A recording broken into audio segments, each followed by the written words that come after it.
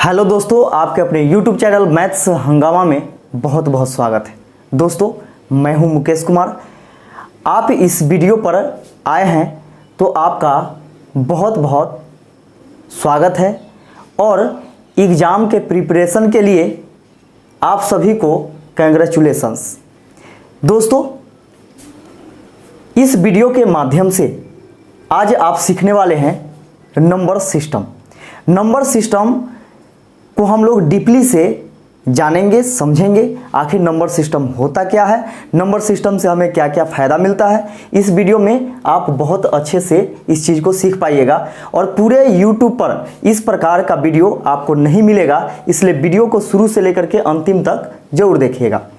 यदि आप सचिवालय सहायक का फॉर्म भरे हुए हैं, यानी BSSC CGL 3 का फॉर्म भरे हुए हैं या फिर भरने वाले हैं, तो यह वीडियो आपके लिए बहुत ज़्यादा इम्पोर्टेंट है। दोस्तों, 25 क्वेश्चन मैथ का पूछे जाएंगे। 25 का 25 तैयारी हम आपको करवाएंगे, यह हम पे आप भरोसा रखिए। दोस्तों, भरोसा तब होता है जब किसी व्यक्ति पर विश्वास होता है। दोस्तों, अगर हम पर आपको विश्वास हो जाए, इस वीडियो को शुरू से अंतिम तक देखिएगा तो ज़रूर ये मेरा वादा है आपसे, ये मेरा दावा है कि आप हम पर विश्वास जरूर कीजिएगा। दोस्तों, यदि आपको विश्वास हो जाए, लगे कि ये हम कुछ इसमें सीखे हैं और आगे भी सीखने का चाहत है, तो दोस्तों नीचे वीडियो के नीचे लाल कलर का बटन है, उसको क्या कीजिए कि सब्सक्राइब कर लीजिए और अपने दोस्तों में ज़्यादा से ज़्यादा शेयर कीजिए और हमें सपोर्ट कीजिए। यदि आप सपोर्ट करते हैं तो हम बिल्कुल बेसिक से लेकर के और एडवांस लेवल तक, यानी पूरे कंप्लीट आपको कोर्स हम करवा देंगे, बिल्कुल free of cost. Free of cost यह कोर्स होगा, लेकिन आप जब हमें सहयोग कीजिएगा तब। आप किसी भी चीज़ का फॉर्म भरे हुए हैं, एग्ज़ाम देना चाहते हैं, आपका मैथ लगता है क्या कि ये मैथ हमें डराता है, धमकाता है, तो आज के बाद मैथ से आपको डर नहीं लगेगा, बल्कि मैथ को आपसे डर लगने लगेगा। दोस्तों, आइए हम लोग शुरू करते हैं इस वीडियो को और इसमें हम लोग चर्चा करते हैं नंबर सिस्टम के बारे में। दोस्तों, यहाँ पे देखिए आखिर नंबर सिस्टम होता क्या है।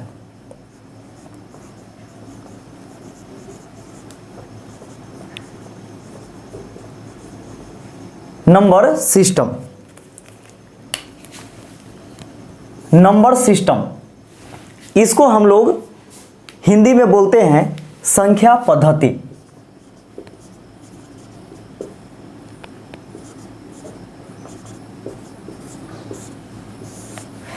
हिंदी में हम लोग बोलते हैं संख्या पद्धति और इंग्लिश में बोलते हैं नंबर सिस्टम। दोस्तों, यहाँ पे देखिएगा कि आखिर नंबर सिस्टम होता क्या है। नंबर मतलब आप जानते होंगे संख्या, और एक सिस्टमैटिक ढंग से उसको क्या किया जाता है, रिप्रेजेंट किया जाता है, यानी लिखा जाता है, दूसरे के सामने परोसा जाता है। दोस्तों, यहाँ पे देखिए कि संख्या पद्धति, इसके बारे में समझने से पहले कुछ नंबर्स हम यहाँ पे लिखते हैं।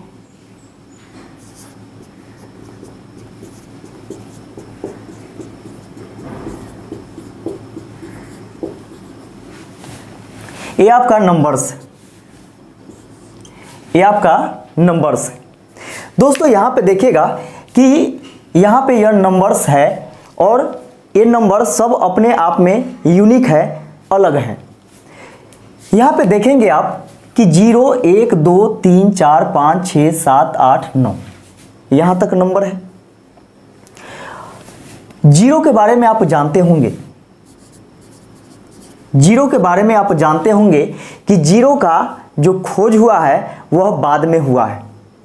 इससे पहले जीरो नहीं था। इससे पहले आपको क्या था, 1 से लेकर के 9 तक के था, जिसको पढ़ने लिखने में उसका उपयोग सही ढंग से नहीं किया जा सकता था। लेकिन जैसे ही जीरो का खोज होता है, दोस्तों यहाँ पे देखिएगा कि खोज और आविष्कार, कुछ ऐसे लोग हैं जो बोलते हैं कि जीरो का आविष्कार हुआ है, हम बोलते हैं कि जीरो का खोज हुआ है। तो दोनों में यहाँ पे सत्य क्या है, हम सब सत्यापन कैसे कर सकते हैं कि आखिर जीरो का खोज हुआ है या फिर आविष्कार हुआ है। दोस्तों, यहाँ पे देखिए यह एक मार्कर है, मार्कर का क्या हुआ है, आविष्कार हुआ है। इससे पहले मार्कर नहीं था, जब यह बना है, इससे पहले मार्कर नहीं था, लेकिन जब इसका आविष्कार हुआ तो यह मार्कर हो गया। इसका खोज नहीं किया गया बल्कि आविष्कार किया गया है।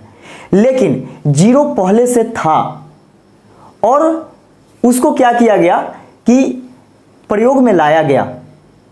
किसी न किसी व्यक्ति के द्वारा क्या किया गया, किसी न किसी गणितज्ञ के द्वारा क्या किया गया कि उसको प्रयोग में लाया गया। लेकिन पहले से था। पहले से कैसे था, तो थोड़ा सा इसका कहानी समझ लीजिए कि जीरो त्रेता युग में, त्रेता युग में क्या होता है, युग आप लोग जानते होंगे, अभी कलयुग चल रहा है। तो त्रेता युग में रामायण हुआ था। उस समय राम जी भी थे और रावण भी था। और आप सुने होंगे कि रावण के पास 10 सिर था, सर जो है वह 10 सर था। तो आखिर 10 तक के कौन गिना? 10 तक के गिनना तब संभव होगा जब जीरो होगा, है कि नहीं? इसका मतलब जीरो पहले से था, लेकिन वह अननोन था, उसके बारे में किसी को जानकारी सही ढंग से नहीं था। अब समझिए यहाँ पे दशा अवतारम, आप पढ़े होंगे चैप्टर दशा अवतारम, 10th क्लास में आपको संस्कृत में दिया गया है, संस्कृत बुक में। तो दशावतारम यानी 10 अवतार की चर्चा की गई है, वो भी भगवान विष्णु के। तो भगवान विष्णु के 10 अवतारों की चर्चा की गई है, तो आखिर 10 तो आ रहा है। और 10 तब संभव है जब हम लोग जीरो को उसमें शामिल करेंगे। इसका मतलब पहले से जीरो था, उसको हम लोग गणित के माध्यम से प्रयोग में लाने लगे। कब? 5वीं शताब्दी में। 5वीं शताब्दी से हम लोग उसको गणित के माध्यम से यूटिलाइज करना शुरू कर दिए हैं। वो भी किनके माध्यम से? तो आर्यभट्ट के माध्यम से। दोस्तों, जीरो का खोज आर्यभट्ट ने 5वीं शताब्दी ईस्वी में किया है। और आर्यभट्ट जो थे वह बिहार के रहने वाले थे, और वो भी कहाँ के? पटना के। दोस्तों, आइए यहाँ पे समझिए कि जीरो के बारे में तो आप समझ गए हैं। अब यहाँ पे समझिए 1 से लेकर के 9 तक ये जो संख्या होता है, 1 से लेकर के 9 तक जो संख्या होता है, यह आपका प्राकृत संख्या होता है। प्राकृत संख्या या प्राकृतिक संख्या, यानी प्रकृति में पहले से यह संख्या था। यानी 1 से लेकर के 9 तक यह प्रकृति में पहले से संख्या था। और जैसे ही जीरो का खोज हुआ, यह आपका दशमिक प्रणाली हो गया, यानी डेसिमल फ्रैक्शन। आप जानते होंगे दशमिक प्रणाली, यानी ये सभी मिलकर के क्या हुआ कि दशमिक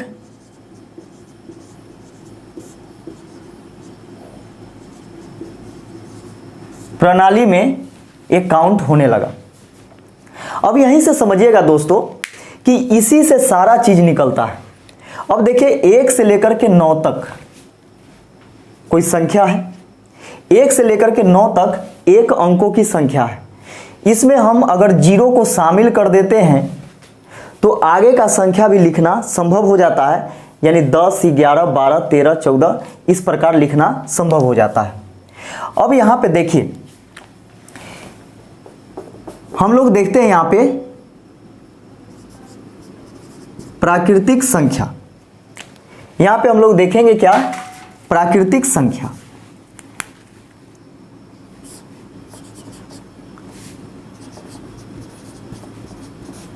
प्राकृतिक संख्या,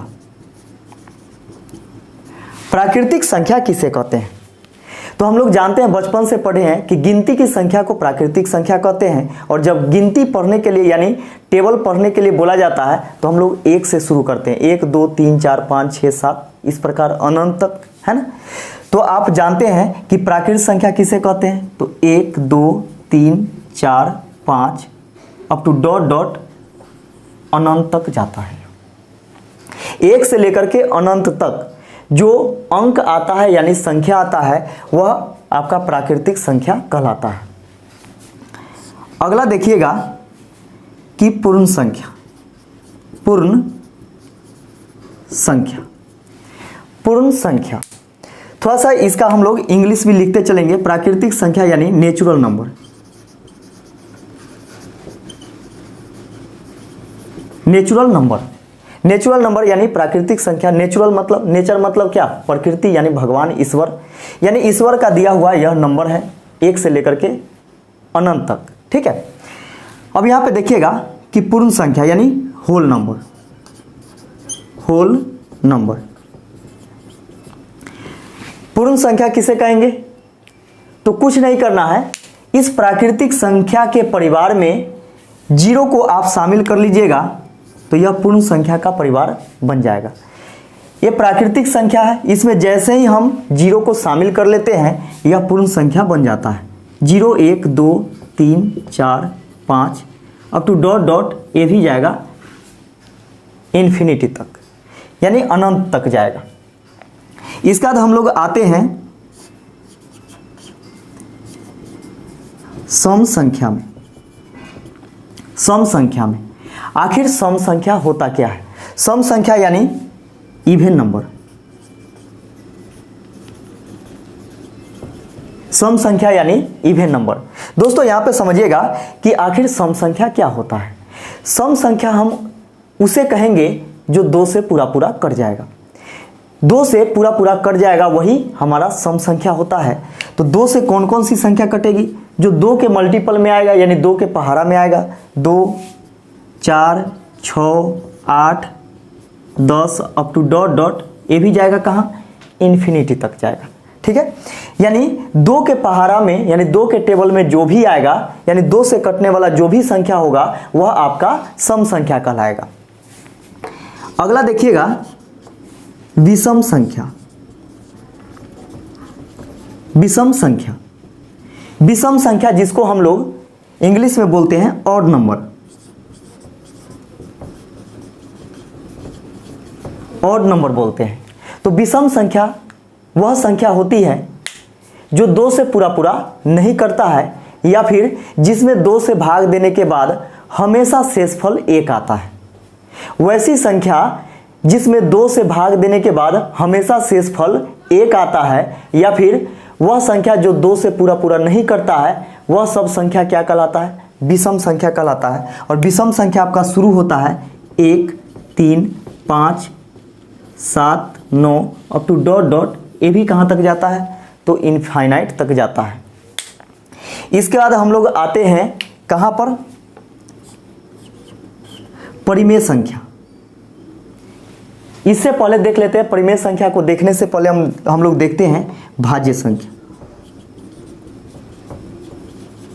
भाज्य संख्या, भाज्य संख्या इसका मतलब होता है कंपोजिट नंबर।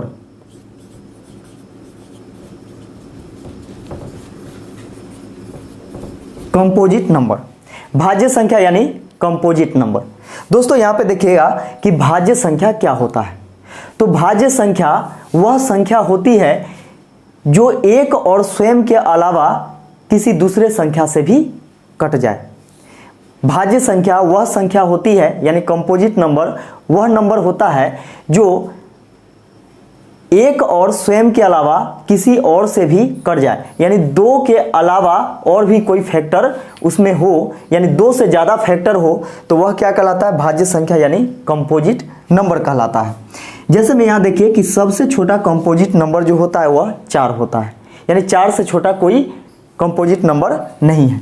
तो 4 हो गया, इसके बाद 6 होगा, इसके बाद 8 होगा, 9 भी होगा, है ना, अप टू डॉट डॉट ये भी अनंत तक होगा, यानी इन्फिनिटी तक होगा। इसका देखिएगा अभाज्य संख्या। अभाज्य संख्या, अभाज्य संख्या किसे कहेंगे? तो अभाज्य संख्या इसका इंग्लिश में होता है प्राइम नंबर।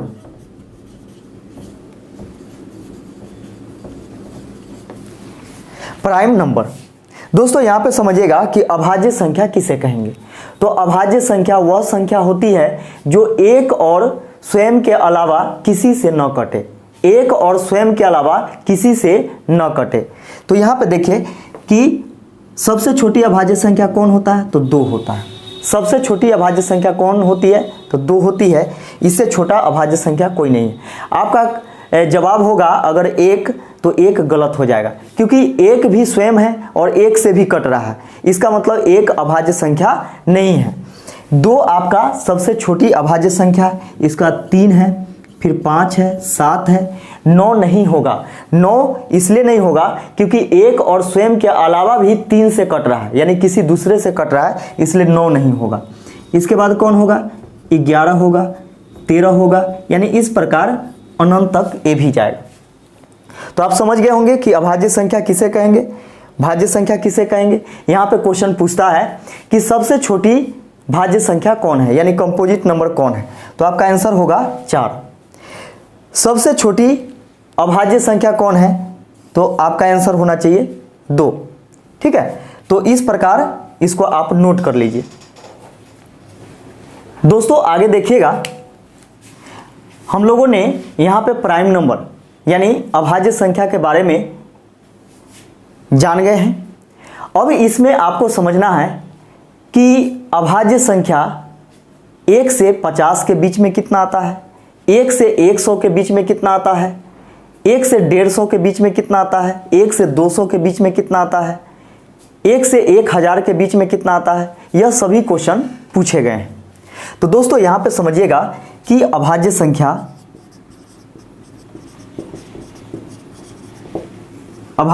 यानी प्राइम नंबर,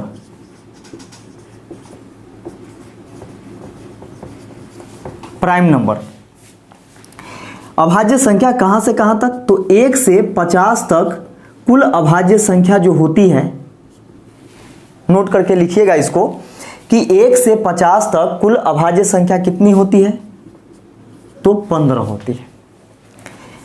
आपको काउंट करना पड़ेगा, यानी 1 से लेकर के 50 तक कुल अभाज्य संख्या कितनी होती है, तो 15।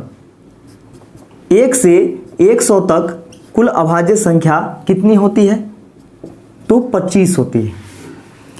1 से 150 तक कुल अभाज्य संख्या कितनी होती है, तो 35 होती है। 1 से लेकर के 200 तक कुल अभाज्य संख्या कितनी होती है, तो 46 होती है। 1 से लेकर के 1000 तक कुल अभाज्य संख्या कितनी होती है, तो 168 होती है।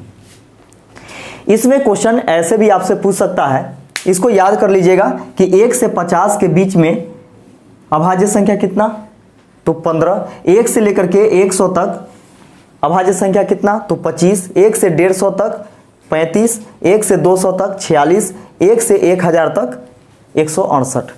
अब यहाँ पे समझिए कि क्वेश्चन ऐसे भी पूछा जाता है कि 1 से लेकर के 200 तक या फिर प्रथम 200 तक की प्राकृत संख्याओं में कितनी सम अभाज्य संख्या होती है। यहाँ पे समझिएगा कितनी सम अभाज्य संख्या होती है, तो सम अभाज्य संख्या तो एक के वो होगा, कौन, 2 है कि नहीं। 2 जो है वह सम है और अभाज्य भी है। आपसे पूछेगा कि प्रथम 200 तक की संख्याओं में कुल कितने विषम अभाज्य संख्या होती है, तो यहाँ पे आपका जवाब होना चाहिए कि 1 से लेकर के 200 तक कुल अभाज्य संख्या 46 है और 46 में एक सम अभाज्य संख्या छुपा हुआ है जो कि 2 है ना। तो एक संख्या को हम घटा देंगे तो जो बचेगा 45 संख्या, यही आपका विषम अभाज्य संख्या होगा। तो क्वेश्चन ऐसे भी इसमें पूछे जाते हैं। इसको आप क्या कर लीजिए कि नोट कर लीजिए या फिर स्क्रीनशॉट ले लीजिए। दोस्तों आगे देखिएगा, सह अभाज्य संख्या।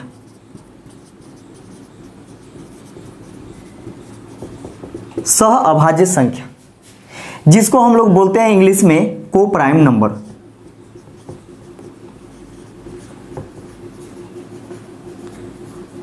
को प्राइम नंबर सह अभाज्य संख्या किसे कहते हैं, तो वैसी 2 संख्या जिसका HCF 1 आ जाए, वैसी 2 संख्या जिसका HCF यानी मस 1 आ जाए, वह संख्या सह अभाज्य संख्या कहलाती है। जैसे में देखिएगा,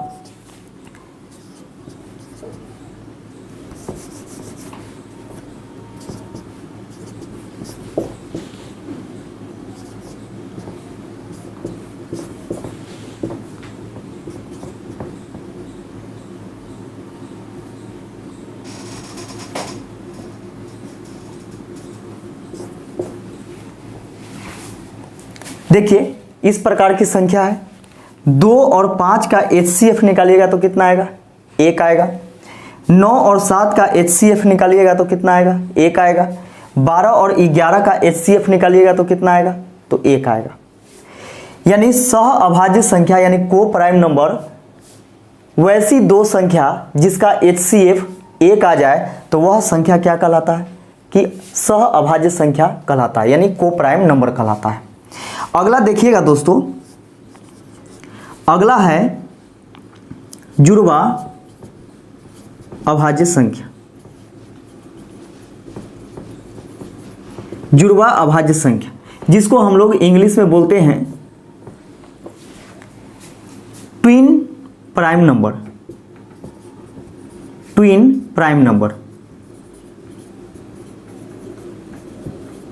ट्विन प्राइम नंबर। दोस्तों यहां पे देखिएगा कि जुड़वा अभाज्य संख्या क्या होता है। तो जुड़वा अभाज्य संख्या वैसी दो संख्या जिसके दोनों के बीच, वैसी दो अभाज्य संख्या जिसके दोनों के बीच में 2 का अंतर हो। वैसी दो अभाज्य संख्या जिसके बीच में 2 का अंतर हो तो वह ट्विन प्राइम नंबर कहलाता है, यानी जुड़वा अभाज्य संख्या कहलाता है। जैसे यहाँ पे देखिए कि 3 और 5, 3 और 5, 3 और 5 दोनों क्या है, अभाज्य संख्या है। और दोनों के बीच में देखिए तो अंतर कितना का है, तो 2 का है। अंतर कितना का है, तो 2 का अंतर है। उसी प्रकार आपका बहुत सारा संख्या हो सकता है, 11 और 13 है ना, दोनों अभाज्य संख्या होना चाहिए और दोनों के बीच में अंतर कितना का होना चाहिए, 2 का अंतर होना चाहिए। अंतर कितना का होना चाहिए, 2 का अंतर होना चाहिए। तो दोनों में कंफ्यूजन आपका दूर हो गया होगा कि सह अभाज्य संख्या किसे कहेंगे और जुड़वा अभाज्य संख्या किसे कहेंगे। ऐसे क्वेश्चन पूछे जाते हैं कि निम्न में से कौन सह अभाज्य संख्या है, निम्न में से कौन जुड़वा अभाज्य संख्या है ना। तो इस प्रकार क्वेश्चन आपसे पूछेगा तो आप आसानी से इसको जवाब दे सकते हैं। अब इसको आप क्या कीजिए कि नोट कर लीजिए या फिर स्क्रीनशॉट ले लीजिए। दोस्तों इसके बाद हम लोग आते हैं पूर्णांक पर। पूर्णांक, पूर्णांक यानी जिसको हम लोग बोलते हैं इंटीजर।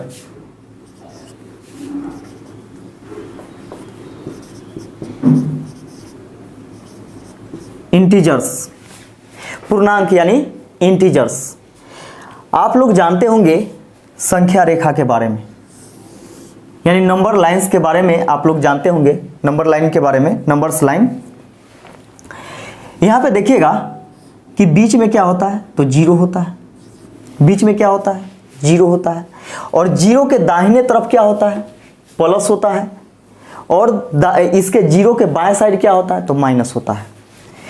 यानी इधर जाएंगे बाएं साइड में तो -1, -2, -3, -4, -5 up to dot dot minus infinite, minus infinity तक इधर जाएंगे हम लोग। इसका देखिए इधर अगर हम जाते हैं तो +1, +2, +3, +4, +5 up to dot dot plus infinity. इस चीज को आप समझ रहे हैं। अब यहां पे देखिए कि इंटीजर, इंटीजर्स यानी पूर्णांक क्या होता है। तो 0 के दाहिने तरफ हम जाते हैं तो यह धनात्मक पूर्णांक होता है। क्या होता है, धनात्मक पूर्णांक होता है, जिसको हम लोग बोलते हैं पॉजिटिव इंटीजर।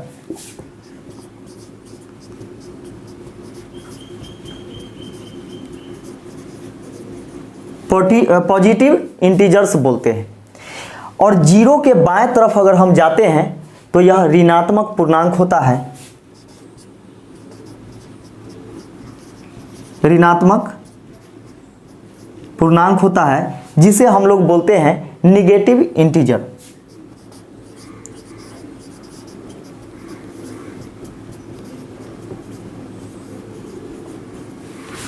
Negative integers. अब देखिएगा कि 0 के दाहिने तरफ हम गए तो धनात्मक पूर्णांक यानी पॉजिटिव इंटीजर हुआ, और जीरो के बाएं साइड गए हैं तो यहाँ पे क्या हुआ कि ऋणात्मक पूर्णांक यानी निगेटिव इंटीजर हुआ। लेकिन जीरो क्या है, तो जीरो सिर्फ पूर्णांक है। जीरो क्या है, तो जीरो सिर्फ पूर्णांक है। जीरो क्या है, तो जीरो सिर्फ पूर्णांक है यानी इंटीजर है। इंटीजर है, जीरो क्या है, सिर्फ पूर्णांक है, न तो यह धन पूर्णांक है और ना ही ऋण पूर्णांक है। तो देखिए शून्य यानी जीरो न तो धन पूर्णांक है और न ही ऋण पूर्णांक। जीरो न तो धन पूर्णांक होता है और ना ही ऋण पूर्णांक होता है। इस चीज को आप समझ गए होंगे कि जीरो के बाएं तरफ हम आते हैं तो ऋणात्मक पूर्णांक, जबकि जीरो के दाएं तरफ जाते हैं तो धनात्मक पूर्णांक। जीरो ना तो धनात्मक पूर्णांक होता है और ना ही ऋणात्मक पूर्णांक होता है, यानी जीरो जो है वह ना तो निगेटिव इंटीजर होता है और ना ही पॉजिटिव इंटीजर होता है। तो इस चीज को आप समझ गए होंगे अच्छे तरीके से। आगे हम लोग लिखते हैं यहां पे परिमेय संख्या। परिमेय संख्या, परिमेय संख्या यानी रेशनल नंबर। इंग्लिश में इसको क्या बोलते हैं, रेशनल नंबर।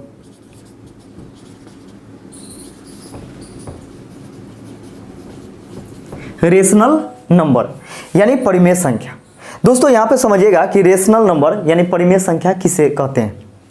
तो आप बचपन से पढ़ते हुए आए होंगे इसका डिफिनीशन कि वह संख्या जिसे p बटा q के रूप में लिखा जा सकता है जहां पे q does not equal zero, यानी वैसी संख्या जिसे p बटा q के रूप में लिखा जा सकता है जहां q does not equal zero, यानी q जो होगा वह जीरो के बराबर नहीं होगा। लेकिन p तो हो सकता है, p के स्थान पर जीरो हो सकता है, लेकिन q के स्थान पर जीरो नहीं हो सकता है। वह संख्या जिसको नोमिनेटर बाय डिनोमिनेटर के रूप में लिखा जा सकता है, यानी अंश बटा हर के रूप में लिखा जा सकता है, यानी भिन्न के रूप में लिखा जा सकता है, उसे हम लोग क्या कहते हैं, परिमेय संख्या कहते हैं। लेकिन एक कंडीशन इसमें होता है कि हर का मान जो होगा वह जीरो कभी भी नहीं होगा। अंश में जीरो हो सकता है लेकिन हर में कभी जीरो नहीं होगा। दोस्तों यहाँ पे समझिए कुछ एग्जाम्पल इसमें हम लिख देते हैं, जैसे 2, 1, √4, 64 का घनमूल, 22/7, ये सब क्या है, परिमेय संख्या है। या फिर 0.34, ये सब क्या है, परिमेय संख्या है। ये सब क्या है, परिमेय संख्या है। अब यहां पे देखिए एक और आता है अपरिमेय संख्या। अपरिमेय संख्या, अपरिमेय संख्या आप जानते होंगे कि हिंदी में अ लग जाता है शुरू में तो उसको निगेटिव कर देता है। तो ये परिमेय संख्या था और यह अपरिमेय संख्या है ना। तो ठीक इसका विपरीत होगा, जो इसका मान होगा इसमें उसका मान नहीं होगा, यही ना होगा। तो यहां पे देखिए अपरिमेय संख्या जिसको p बटा q के रूप में नहीं लिखा जा सकता है। इसमें क्या था, जिसको p बटा q के रूप में लिखा जा सकता है, और यहां पे क्या हो जाएगा, जिसको p बटा q के रूप में नहीं लिखा जा सकता है, तो उसे अपरिमेय संख्या कहते हैं। दोस्तों यहां पे समझिएगा कि क्या आप पाई को लिख सकते हैं क्या p बटा q के रूप में, नहीं लिख सकते हैं। तो यहां पे देखिएगा कभी कभी क्वेश्चन पूछ देता है कि पाई अपरिमेय है कि परिमेय है। तो पाई का मान अभी तक कोई ज्ञात नहीं किया है, इसलिए यह अपरिमेय संख्या है। यानी जिसका संख्या जो है वह ज्ञात नहीं किया जा सकता है, जिसको सॉल्व नहीं किया जा सकता है, वह सब अपरिमेय संख्या कहलाता है। ठीक है, तो पाई का मान 22/7 होता है, और यह माना इसलिए गया है क्योंकि हम लोग अप्रोक्स वैल्यू निकाल सके, यानी उसका आंसर के नज़दीक तक हम पहुंच सके। इसके लिए क्या किया जाता है कि 22/7 लेकर के क्वेश्चन को बनाया जाता है, लेकिन 22/7 जो है वह पाई का एक्यूरेट वैल्यू नहीं होता है। तो देखिएगा यहाँ पे 22/7 जो है वह परिमेय संख्या तो है, लेकिन पाई अपरिमेय संख्या है। तो पाई अपरिमेय संख्या हो गया। अब यहाँ पे देखिए √5 यानी 5 का वर्गमूल निकलेगा क्या? नहीं निकलेगा। क्या आप 7 का घनमूल निकाल सकते हैं क्या? नहीं निकाल सकते हैं। तो दोस्तों देखिए, जिसका मान नहीं निकाला जा सकता है वह सब क्या होगा? अपरिमेय संख्या होगा, जिसको P/Q के रूप में नहीं लिखा जा सकता है।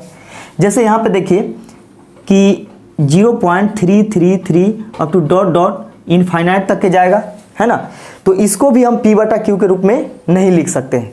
तो जिसको भी हम P/Q के रूप में नहीं लिख सकते हैं वह सब क्या कहलाएगा? वह सब आपका अपरिमेय संख्या कहलाएगा। अब दोस्तों यहाँ पे समझिए, ये तो आप समझ गए होंगे। इसको आप क्या कीजिए कि नोट कर लीजिए या फिर स्क्रीनशॉट ले लीजिए।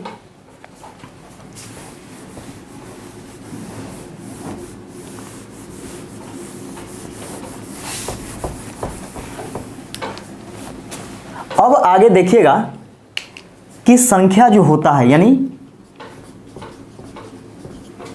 नंबर जो होता है, यह 2 प्रकार का नंबर होता है।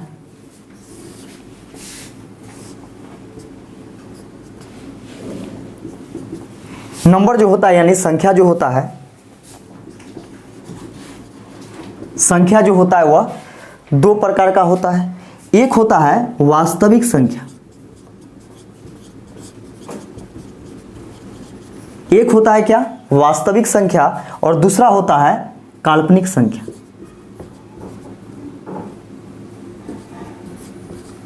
काल्पनिक संख्या, वास्तविक संख्या यानी रियल नंबर।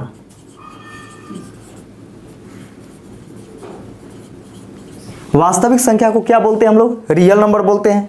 जबकि काल्पनिक संख्या को क्या बोलते हैं? इमेजिनरी नंबर बोलते हैं।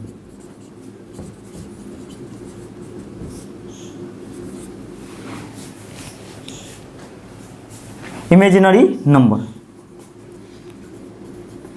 ठीक है। अब यहां पे देखिएगा कि वास्तविक संख्या क्या होता है। तो वास्तविक संख्या वह संख्या होता है यानी रियल नंबर वह होता है जो संख्या रेखा पर दर्शाया जाता है। इसमें आपका पॉजिटिव निगेटिव दोनों संख्या होता है, यानी पॉजिटिव इंटीजर और निगेटिव इंटीजर सभी को, यानी दुनिया में जो भी संख्या आपको दिखाई देता है वह माइनस में हो या फिर प्लस में हो, तो वो सभी संख्या क्या कहलाएगा? तो वास्तविक संख्या कहलाएगा, यानी रियल नंबर कहलाएगा। काल्पनिक संख्या क्या होता है? तो काल्पनिक, इसका मतलब क्या है कि कल्पना किया जाता है। इमेजिनरी यानी इमेजिन किया जाता है, यानी कल्पना किया जाता है कि यह संख्या होगा तो क्या होगा, अगर यह संख्या होता तो क्या होता। जैसे यहाँ पे देखिए कि जब हम लोग खाली जब बैठते हैं तो दिमाग में फालतू का चीज़ आते रहता है, और जो भी फालतू का चीज़ आता है जो इस दुनिया में संभव ही नहीं है वो सब क्या है? काल्पनिक है। यानी हमारा क्या है? भ्रम है। हमारा क्या है कि आंख खोल करके सपना नहीं देखना, यानी आंख बंद करके सपना देखना। दोस्तों यहाँ पे समझिएगा कि काल्पनिक संख्या कुछ इसी प्रकार का है। जैसे में आप सोच लीजिए कि रूट के अंदर माइनस में कोई संख्या होगा तो क्या होगा। तो रूट के अंदर आप जानते होंगे, बचपन से पढ़े हैं कि रूट के अंदर कोई माइनस में संख्या कभी भी नहीं होता है। लेकिन हम लोग कल्पना कर लिए, यानी इमेजिन कर लिए कि आखिर रूट के अंदर माइनस में होगा कोई संख्या तो क्या होगा, ठीक है। तो वही सब संख्या जो होता है, जैसे रियल में कुछ होता नहीं है, लेकिन हम लोग क्या करते हैं कि उसको हम सोच लेते हैं कि अगर ऐसा होता तो क्या होता, ठीक है। तो वैसे ही संख्या क्या कहलाएगा? जैसे मान चलिए रूट के अंदर -5 है, रूट के अंदर -7 है, यानी रूट के अंदर माइनस कुछ भी हो तो यह संख्या होता नहीं है, लेकिन हम लोग क्या किए? कल्पना कर लिए, ठीक है।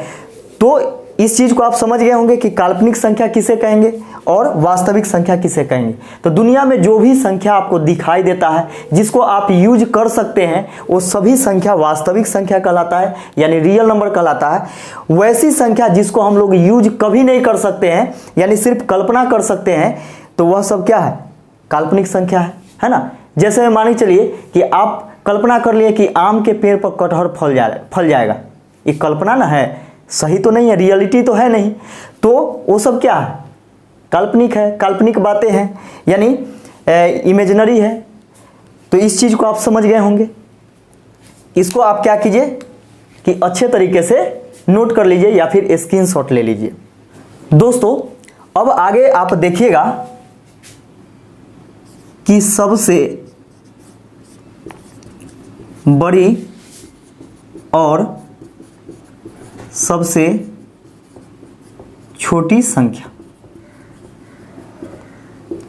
सबसे बड़ी और सबसे छोटी संख्या। दोस्तों आपको पता होना चाहिए कि एक अंक के सबसे छोटी संख्या क्या होती है, तो बच्चा बता देगा, है ना, कि एक अंक के सबसे छोटी संख्या जो होती है वह एक होती है। एक अंक के सबसे छोटी संख्या क्या, तो एक अंक के सबसे छोटी संख्या एक होता है, जबकि एक अंक के सबसे बड़ी संख्या 9 होता है। यानी एक अंक में सबसे छोटी संख्या क्या, तो 1, जबकि एक अंक में सबसे बड़ी संख्या क्या, तो 9। दो अंकों की सबसे छोटी संख्या आपसे पूछा जाए तो यहाँ पे देखिए 1 और 0 मिलकर के 10 बना दिया, जो कि 2 अंकों की संख्या है। इसमें इकाई भी है और दहाई भी है ना। तो 2 अंकों की संख्या जिसमें इकाई भी हो और दहाई भी हो, वो सभी संख्या 2 अंकों की संख्या कहलाती है।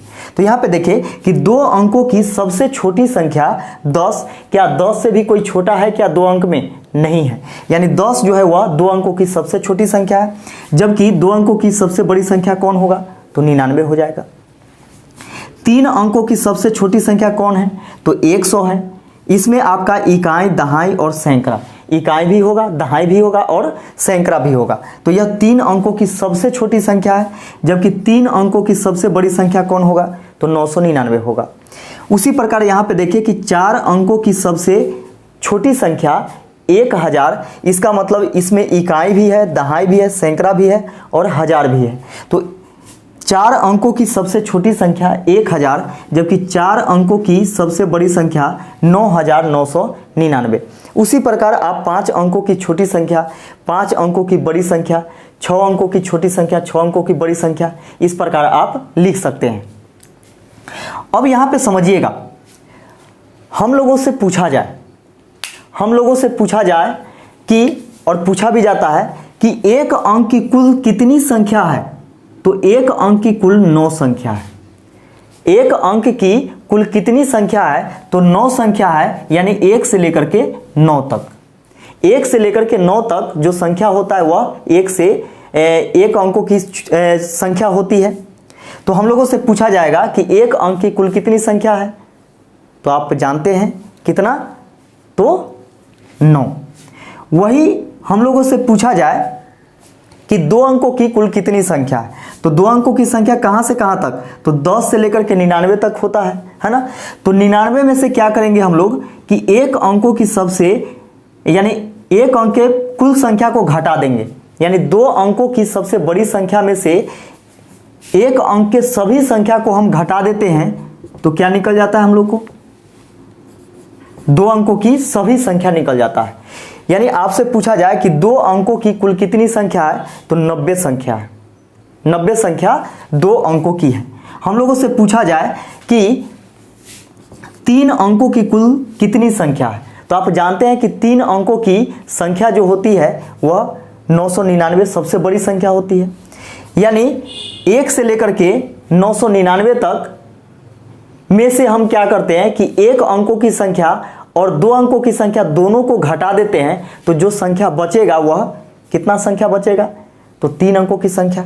तो इसलिए हम लोग क्या करेंगे कि 3 अंकों की सबसे बड़ी संख्या में से 2 अंकों की सबसे बड़ी संख्या घटा दीजिएगा, तो यह आपका आ जाएगा 900। और 900 संख्या ऐसी है जो कि यह 3 अंकों की संख्या है। हम लोगों से पूछा जाए कि 4 अंकों की कुल कितनी संख्या है, कुल कितनी संख्या ऐसी है जो कि 4 अंकों की है, तो 4 अंकों की संख्या आप सबसे बड़ी संख्या को लिखिए, इसमें से 3 अंकों की सबसे बड़ी संख्या आप घटा दीजिए।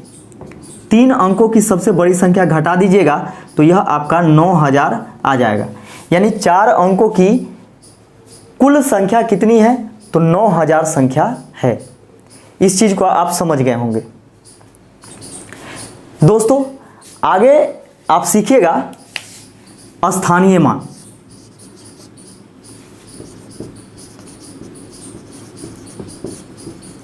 स्थानीय मान जिसको हम लोग इंग्लिश में बोलते हैं प्लेस वैल्यू। Place value. और एक होता है जातीय मान।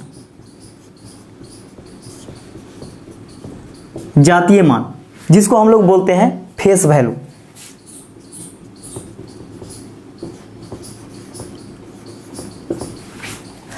देखिए स्थानीय मान और जातीय मान, इसके बारे में समझिएगा। एक छोटा सा उदाहरण हम लोग लेकर के समझते हैं। जैसे में मान के चलिए कि आप अपने मम्मी पापा के पास जाते हैं तो आप क्या कहलाते हैं, उनका बेटा या बेटी कहलाते हैं। आप अपने दादाजी के पास चले जाते हैं तो आप पोता या पोती हो जाते हैं। आप यदि अपने ससुराल जाते हैं तो साला साली के लिए क्या होते हैं, जीजाजी बन जाते हैं। जबकि अपने सास के लिए दामाद हो जाते हैं। यानी जहां पर भी आप जाते हैं आप वही व्यक्ति है, लेकिन स्थान के अनुसार क्या होता है कि आपका रिलेशन भी चेंज हो जाता है। तो उसी प्रकार यहां पे देखिए कि स्थानीय मान कुछ उसी प्रकार का होता है। जैसे में यहां पे हम लोग कुछ एग्जाम्पल लेते हैं।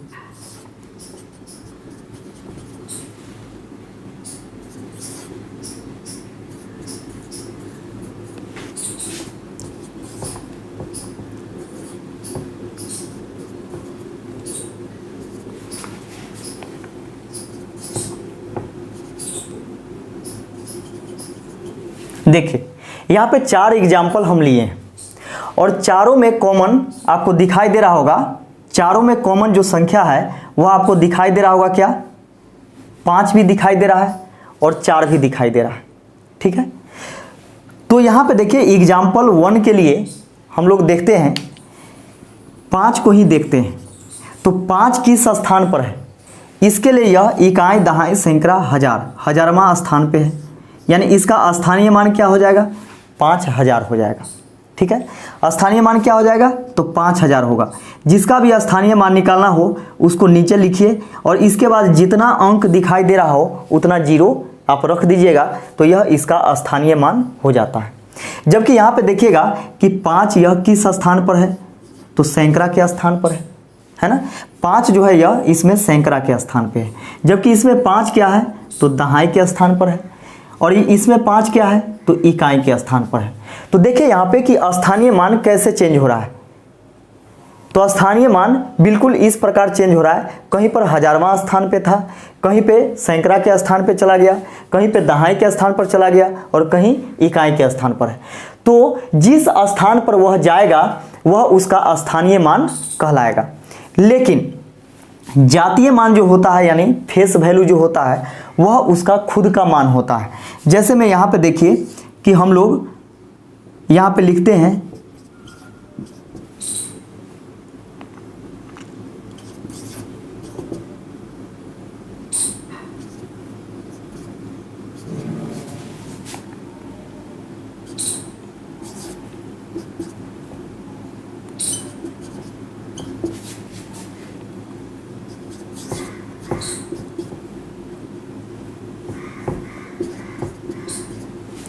अब यहाँ पे समझिएगा, इसमें भी 4 ऑप्शन हम लिए हैं, 4 एग्जाम्पल लिए हैं।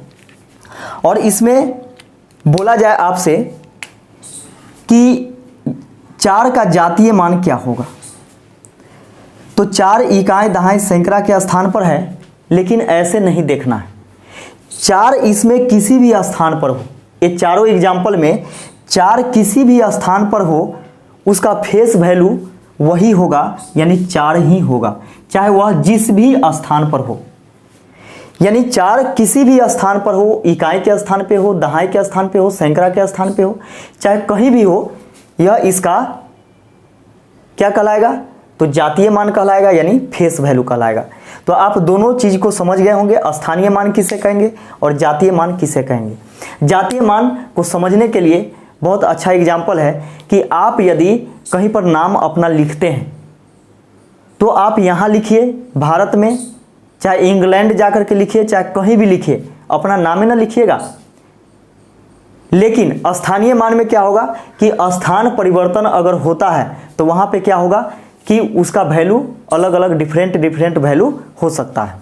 इस चीज़ को आप समझ गए होंगे, स्थानीय मान और जातीय मान।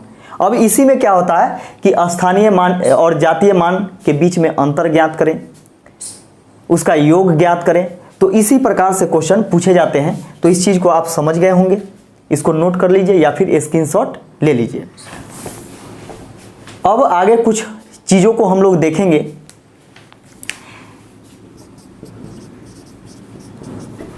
फ्रैक्शन यानी भिन्न,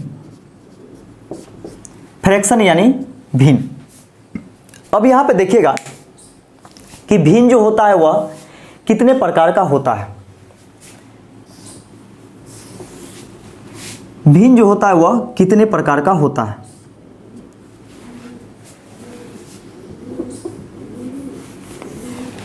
तो यहां पे देखिएगा कि भिन्न जो होता है वह 4 प्रकार का भिन्न होता है। भिन्न कितने प्रकार का होता है? तो 4 प्रकार का होता है। एक होता है साधारण भिन्न,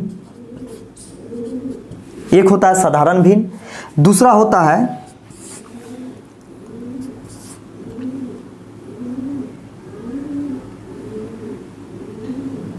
मिश्रित भिन्न,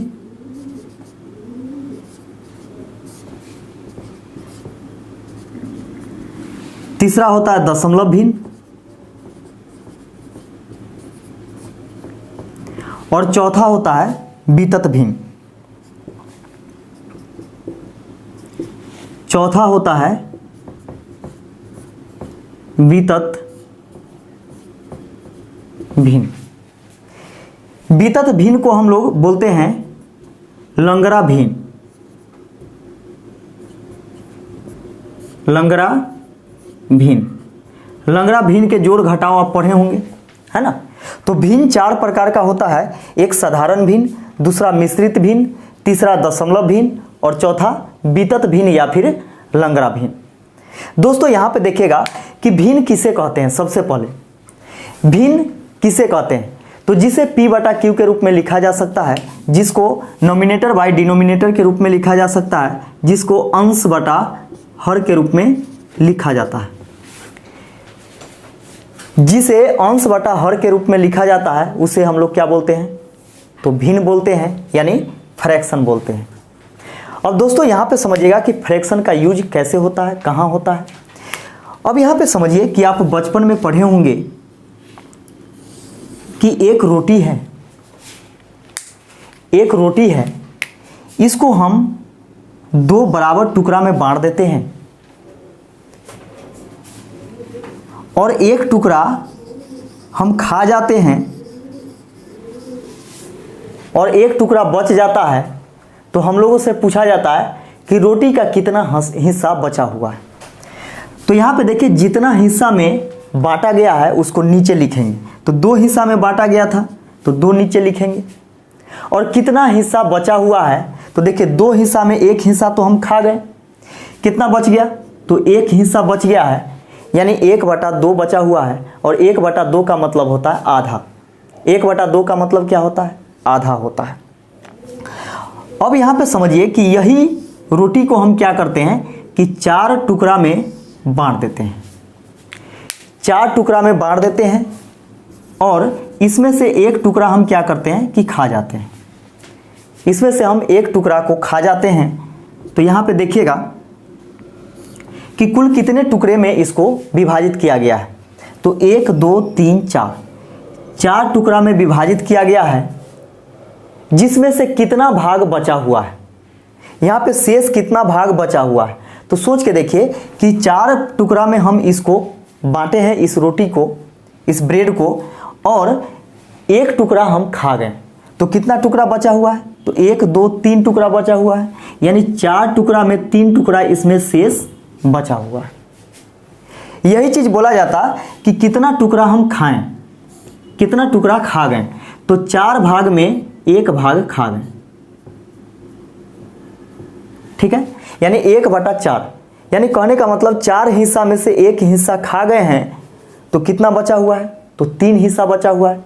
इसलिए कभी भी आपको शेष निकालना होगा तो क्या कीजिएगा कि ये नीचे वाला यानी हर का मान जो होता है हमेशा क्या होता है? मूल मान होता है, मूल मान होता है। ये नीचे वाला क्या होता है? मूल मान होता है, यानी जिसको हम लोग बोलते हैं ओरिजिनल वैल्यू, ओरिजिनल वैल्यू, और ऊपर वाला होता है इसका रिजल्ट, रिजल्ट यानी परिणाम।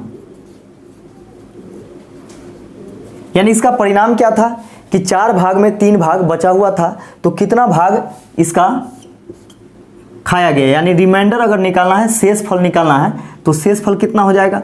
तो 4 भाग में इसको घटा देना। देखिए 4 में से 3 को घटा देंगे तो शेष बचेगा, तो 4 में से 3 भाग बचा हुआ है, इसका मतलब 1 भाग इसको खाया गया है।